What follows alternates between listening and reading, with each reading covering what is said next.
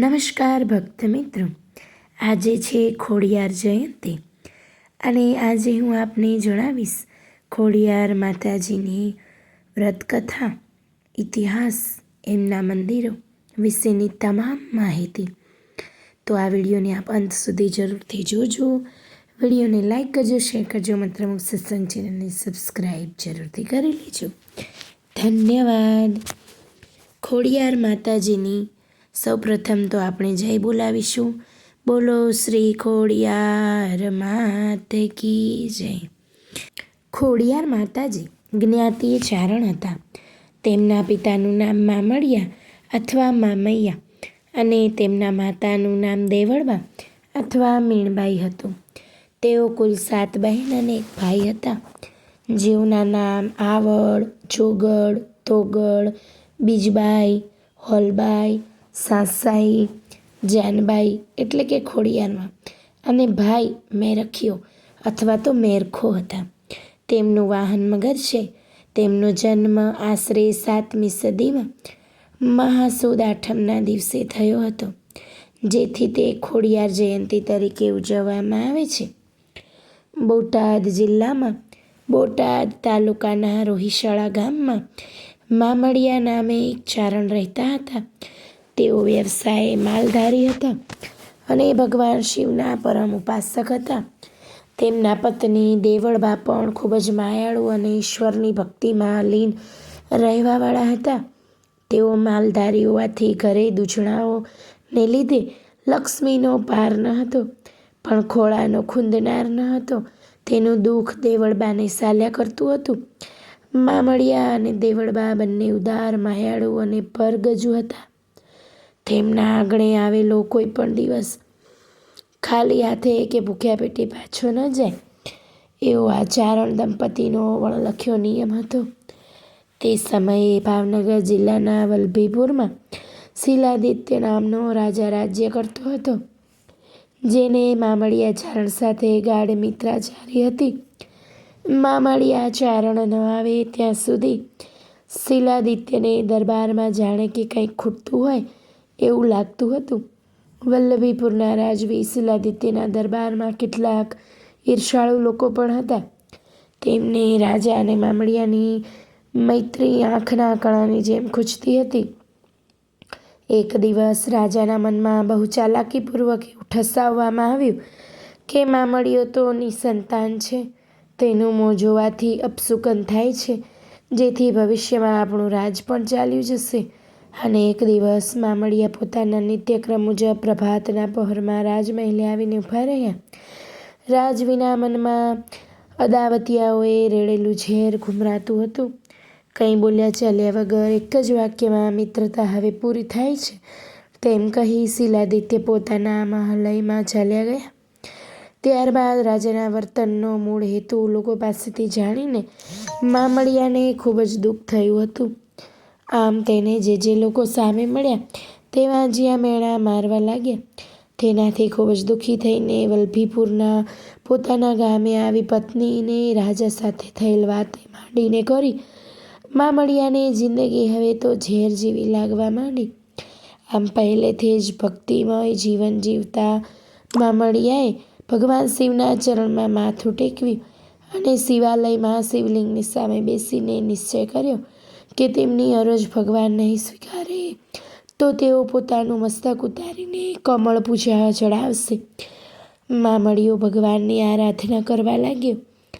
આમ છતાં કંઈ સંકેત ન થયા અને પોતાનું મસ્તક તલવારથી ઉતારવા લાગ્યા. ત્યારે જ ભગવાન શિવ પ્રસન્ન થયા અને પાતાળ લોકના નાગદેવતાની નાગપુત્રીઓ અને નાગપુત્ર તેમને ત્યાં 7 પુત્રીઓ અને 1 પુત્ર તરીકે જન્મ લેશે તેવું તેમને વરદાન આપ્યું. આમ મામડિયો તો ખુશ થઈ ગયો અને ઘરે જઈને તેની પત્નીને વાત કરી. તેની પત્નીએ ભગવાન શિવના કહેવા મુજબ મહાસુદ આઠમના દિવસે 8 ખાલી પારણા રાખી દીધા, જેમાં 7 નાગણીઓ અને 1 નાગ આવી ગયા, જે તરત જ મનુષ્યના રૂપમાં બાળ સ્વરૂપે પ્રકટ થયા. આમ મામડિયાને ત્યાં અવતરેલ કન્યાઓના નામ આવડ, જોગડ, તોગડ, બીજબાઈ, હોલબાઈ, સાંસાઈ અને જાનબાઈ અને એક ભાઈ મેરખ્યો રાખવામાં આવ્યું હતું. ખોડિયાર માતાજીનું નામ પડવા પાછળની કથા એવી જાણવા મળે છે કે એક વખત મામડિયા ચારણના સૌથી નાના સંતાન એવા મેરખિયાને ખૂબ જ ઝેરી ગણાય એવા શાપે દંશ દઈ દીધો હતો, જેની વાત મળતા જ તેના માતા પિતા અને 7 બહેનોના જીવ અદ્ધર થઈ ગયા અને ઝેર કેવી રીતે ઉતરે એનો ઉપાય વિચારતા હતા. એવામાં કોઈ એવો ઉપાય બતાવ્યો કે પાતાળ લોકમાં નાગરાજા પાસે અમૃતનો કુંભ સૂર્ય ઉગે તે પહેલાં લાવવામાં આવે તો મેરખિયાનો જીવ બચે તેમ છે. આ સાંભળી બહેનોમાં સૌથી નાના એવા જાનબાઈ પાતાળમાંથી કુંભ લેવા ગયા. તેઓ જ્યારે કુંભ લઈને બહાર આવતા હતા ત્યારે રસ્તામાં તેમને પગમાં ઠેસ વાગી અને તેથી તેમને ચાલવામાં તકલીફ પડતી હતી. આવું બન્યું ત્યારે તેના ભાઈ પાસે રહેલ બહેનને એવો સંકેત થયો કે આ જાનબાઈ ખોડી તો નથી થઈ ગઈ ને. ત્યારથી ઝડપથી કુંભ લઈને આવી શકાય તે માટે જાનબાઈએ મગરની સવારી કરી હતી. તેથી તેમનું વાહન પણ મગર જ છે. જ્યારે તેઓ પાણીની બહાર આવ્યા ત્યારે ખોડાતા આવતા હતા. તેથી તેમનું નામ ત્યારથી ખોડિયાર પડ્યું અને ત્યાર પછી લોકો તેને ખોડિયારના નામે જ ઓળખવા લાગ્યા. ગુજરાતની અંદર રાજ્યમાં અલગ અલગ જગ્યાએ ખોડિયાર માતાજીના મંદિરો આવેલા છે.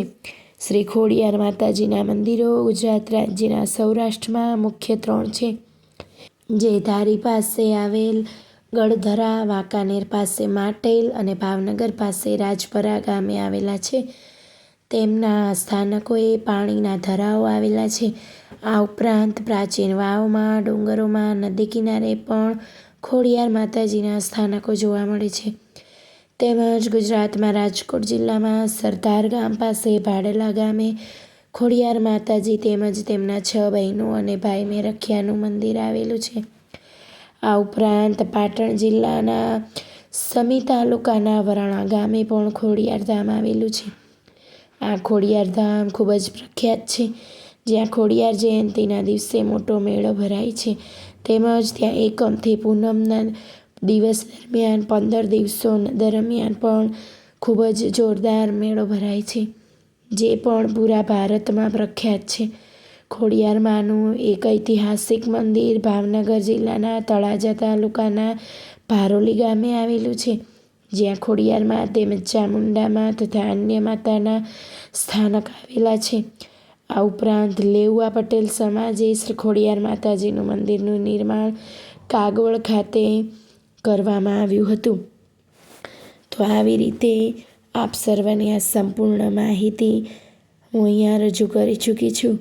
મારો અવાજ આજે થોડોક બેસેલો છે, જેથી આપ સૌ ભક્ત મિત્રો પાસે ક્ષમા યાચના કરું છું. આપ સર્વનો ખૂબ ખૂબ આભાર. ધન્યવાદ.